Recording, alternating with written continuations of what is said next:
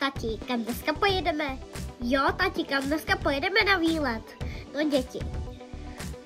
Pepíku a Neško. Já jsem vymyslel, že bychom jeli do zoo. Jo! Tak nasedneme do auta a jedeme. Tady musíme dát jet na stranu, tady jede policie a už hele, tady už je nápis zoo. Tak zaparkujeme. Už tam někdo je. Čeká.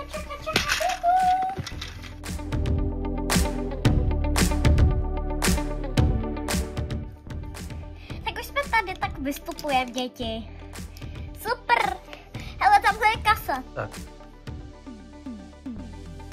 Prosím, potřebuji lístky do zoo. Takže jeden dospělý a 2 dětské. Ano. Kasa mi padá. Pardon, toho se mi stává často. Tak, už jsem vytisk. Příjemnou zábavu. Děkujeme, nashledanou, hezký den.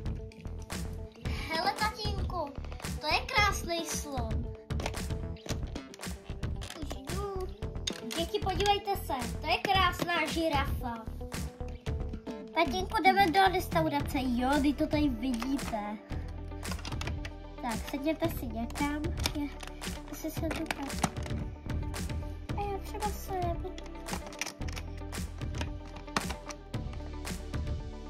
Tak já si to berem.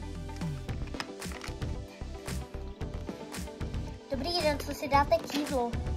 Dáme si pizzu se salámem a žampionama.